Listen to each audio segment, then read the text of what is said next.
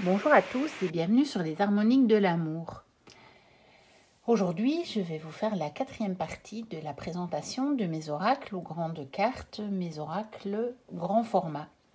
Et je vais commencer par l'Odyssée intérieure de Nasrin Reza, qui comporte donc 70 cartes, 70 cartes oracles et un livre d'accompagnement. Il est aux éditions Erol. Donc dans une grande boîte en dur avec l'intérieur comme ceci, le bout bleu, un livret d'accompagnement avec la carte en noir et blanc et un petit message supplémentaire car vous verrez que les messages sont directement sur les cartes. Alors, le dos est comme ceci, voilà, un beau bleu, la boîte ici toujours du même bleu, donc tout dans le même bleu. La qualité est très bonne, plastifiée. On a des tranches bleues métalliques, très jolies, comme ceci. Et donc, sur les cartes, il y a des photos avec des petits messages. Et les photos ont été prises par Nasrin, si je me souviens bien ce qui est expliqué.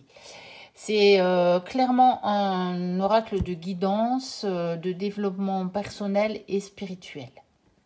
Donc celle-ci, par exemple, que j'aime beaucoup, toute une question d'attention. Si celle-ci est focalisée sur votre espace intérieur, alors le tumulte du monde extérieur passe à l'arrière-plan. Voilà, donc c'est ce genre de carte avec des photos et des messages. Le bonheur ne s'acquiert pas parce qu'il vous habite déjà. Voilà. J'aime beaucoup Nasrin. Je regardais quand même plusieurs de ses vidéos. J'aime bien comment elle voit la vie. Souvent, elle simplifie pas mal de choses. C'est souvent, je trouve, assez pertinent ces réflexions. En fait, c'est des choses auxquelles on ne pense pas. Et voilà, je trouve que, en tout cas, c'est un oracle que j'aime beaucoup. Je ne l'ai pas encore beaucoup utilisé. Je ne sais pas pourquoi. Ça viendra en son temps et en son heure. Mais il est vraiment idéal pour un petit message du matin, puisque même dans le livre, le message à lire en complément n'est vraiment pas très long. Donc pour le matin, c'est vraiment un oracle idéal. Alors les cartes sont vraiment très grandes, donc vous voyez, ça forme un très gros paquet. 70 cartes, 70 cartes comme ça, aussi grandes, c'est un fameux paquet. Par rapport à une carte oracle déjà grande taille, voilà, ça donne ceci, donc elles sont nettement plus grandes. Et par rapport à un petit oracle divinatoire, ça donne ceci, donc c'est vraiment très grand. Ensuite, le tarot lunaire, qui n'est pas un tarot, mais un oracle, donc de David Field. J'avais vu ce coffret passer, donc c'est un coffret en dur. C'est un vieux jeu. Il date de 2005. Donc je le sais parce que j'ai regardé dans le livret parce que je recommence cette vidéo. Parce que mon téléphone m'a averti que mon stockage était atteint et donc j'ai dû recommencer la vidéo. Donc dans le livre, nous avons donc c'est une introduction. Ici, c'est toute une introduction. Ensuite, si je me souviens bien, il y a une deuxième introduction. Et puis, il y a les mots-clés et ensuite les interprétations des cartes. Alors, c'est un jeu que j'avais vraiment bien aimé. Le dos est comme ceci, je le trouve magnifique, avec cette grosse pleine lune. Et j'avais bien aimé les illustrations. Maintenant, je déplore un petit peu qu'en fait, on a comme une carte au milieu d'une grande carte. Donc, c'est un peu dommage de ne pas profiter parce qu'il y a quelques illustrations, dont celle-ci, que je trouve absolument magnifique. Le phare, par exemple. Donc, des aquarelles que je trouve très belles comme ça. La solitude, la clé. Celle-ci que je trouve très belle. L'espoir qui me fait vraiment penser aux peintres impressionnistes. La surprise. La trahison. Celle-ci que j'aime beaucoup aussi. L'inspiration. Le désir avec les deux serpents. Le sage. Le projet. Et donc, pour vous montrer la taille, par rapport à déjà une carte oracle, on va dire grande taille, voilà, c'est quand même plus grand. Bien sûr, les cartes au milieu sont de petite taille, c'est même plus petit qu'un tarot, je pense. N'empêche que le format vraiment du jeu est de grande taille. Ensuite, le tarot hiéroglyphique. Vous voyez la taille de la boîte, elle est immense. Et bon, le jeu n'a pas cette taille-là, je vous rassure tout de suite. Donc, va de lame. Alors, c'est un tarot. C'est ni un Marseille, ni un Rider, ni je ne sais pas quoi. Je ne me suis jamais penchée dessus. Donc, il faudra un jour que je le fasse. C'est un ancien jeu. Je ne sais pas si je retrouve la date. C'est aux éditions Dussert. Dans une boîte juste carton comme ça, comme elle est grande, je pense que ça s'abîme encore plus vite que les autres. J'ai acheté d'occasion. Après, c'est vrai que les cartes, elles sont neuves. Hein. Donc, voici le dos. C'est des grandes cartes un petit peu de la taille des premiers coffrets que je vous ai montré, les coffrets des éditions de Vecchi. Donc, par rapport à un tarot... Voilà, par rapport à Lo Scarabeo, les cartes sont plus larges et beaucoup plus hautes. J'aime bien le dos, je trouve que c'est joli, j'aime encore bien ce genre de dos, motif un peu ancien. Ça fait vraiment carton, regardez les tranches comme ça, carton ancien. Mais après, le jeu est de bonne qualité, vraiment, et c'est un petit peu plastifié là, presque je dirais que c'est presque, si c'est juste sur la face comme ça, même imperméable. Et voilà les lames. Donc avec des illustrations anciennes, il y a les mots-clés directement sur la carte. Voilà. Comme ceci. Il y a les associations. Ici, il y a d'autres mots-clés en dessous. Il y a des associations ici. Parce qu'il y a beaucoup de symboles, notamment, donc là, on a des coupes... Là, on a fatalement l'illustration. Puis là, il y a des lettres. Et je pense que tout ça est expliqué dans le petit livret. Mais je ne me suis jamais penchée sur ce jeu. Et donc, je ne peux pas vous en dire plus. Il a des références au tarot. Parce que ça, c'est clair que... Voilà. Ça fait penser à la carte de la Lune. Sauf qu'on a un soleil. Donc, je ne sais pas. Ça me fait penser à la carte du monde. Mais réellement... bon, ça évoque le pendu, bien sûr.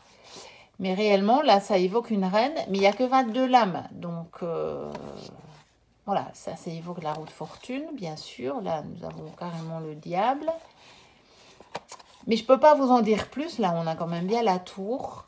Mais clairement, ce n'est pas un tarot classique. Ça, c'est certain. Et donc, je suppose que tout ça est expliqué dans le petit dépliant, donc, qui n'est pas vraiment un livret, mais qui se lit comme ça. Et donc, aussi de l'autre côté. Alors, je ne sais pas pourquoi la boîte est aussi grande. Je pense qu'à l'origine, il devait y avoir un support en plastique et que ça devait être mis comme ça dedans. Moi, je n'ai pas le support en plastique. Il y avait juste le petit livret et les cartes dans la boîte quand je l'ai reçu, puisque fatalement, je n'ai pas acheté neuf. Et on va terminer par 3 Lenormand de grande taille. Donc, j'ai le Téléma Lenormand, que j'aime beaucoup. J'ai aussi le tarot. Et je l'ai acheté un petit peu pour pouvoir l'associer. Donc, chez Lo Scarabeo de Renata Lechner et Jamie Elford. Donc, avec les petits livrets Lo Scarabeo habituels, multilingues. Voilà, donc avec le tirage du grand tableau. Alors, par contre, pour faire un grand tableau avec ce jeu-là, il faut déjà avoir beaucoup de place. Par contre, donc je vous montre avec un petit Lenormand de taille classique. Voilà, comme ceci. Donc, par rapport, c'est vraiment des très grandes cartes. Et c'est vraiment un petit Lenormand que j'aime beaucoup. Par contre, il n'y a pas tellement longtemps que je l'ai et donc je n'ai pas encore eu l'occasion de m'en servir et de faire des tirages avec. Mais il est vraiment... Je l'aime bien. Je l'aime beaucoup. Il est dans le même style que le tarot et il me plaît vraiment beaucoup, la maison. Très belle. On a le monsieur, le cavalier, oups, la lune. Très très belle. Celui-là. Et un deuxième qui est du même format et qui est le Ferry Lenormand. Donc j'ai la version multilingue, je sais, parce que celui-là, je l'ai déjà depuis longtemps. Il est sorti aux éditions intuitives uniquement en français. Donc le petit livret multilingue, comme habituellement, chez l'Oscar Béo, bien sûr. Voilà, et les cartes. Donc exactement les mêmes tailles que le précédent. Donc, par rapport à une carte de petit Lenormand, ce sont des grandes cartes. Et ça, c'est un format, je pense que vous connaissez, vous avez déjà dû voir passer des Lenormand aux grandes tailles comme ceci. J'aime beaucoup. Et je trouve qu'il y a quand même une belle mise en scène dans ce jeu qui permet de se rapprocher de la signification des cartes. C'est peut-être un peu moins symbolique que les petits Lenormand habituels. Voilà. Et pour terminer, un dernier coffret avec un format encore très inhabituel pour un petit Lenormand. Donc c'est le coffret Tarot et Destin de Mademoiselle Lenormand de Violette Sinclair qui a donc fait le livre aux éditions Ouest France avec un gros livre comme ça que je n'ai pas lu. Je n'ai pas encore eu le temps de le lire et avec la description et la signification des cartes, bien entendu, et des exemples de tirage. Mais je ne peux même pas vous dire, je ne l'ai pas lu. Donc, je ne sais pas. Je vois qu'il y a le grand tableau, je vois qu'il y a une pyramide, il y avait le tirage en 3 cartes, le tirage d'une carte, bien entendu. Et alors, les cartes, c'est les cartes dans le Lenormand classique, avec même le dos. Je vous ai montré le même dos dans mes mini-jeux, parce que c'est le même, ce sont les mêmes illustrations. Et pour le coup, c'est un format plus format tarot, mais qui serait de grand format, même pour un tarot. Voilà, par rapport à mon Los Scarabeo, ce que ça donne. Mais c'est plus les proportions d'une carte de tarot que d'une carte d'oracle. Voilà, par rapport à une carte oracle, il est quand même un petit peu plus haut. Il est un peu plus étroit. Et alors, par rapport à une carte de petit Lenormand, bien entendu, il est immense. Et donc, avec des illustrations tout à fait classiques du petit Lenormand. Je l'aime bien, je l'ai acheté parce que justement, il était dans un format un peu différent. La qualité est vraiment pas très top, c'est très très fin. Bon, c'est pas nécessairement pour m'en servir, c'est plus pour la collection. Et puis, je suis quand même curieuse de voir ce qu'il peut y avoir dans le bouquin. Donc, ça m'intéresserait assez fort de voir ce qu'il y a dans le bouquin.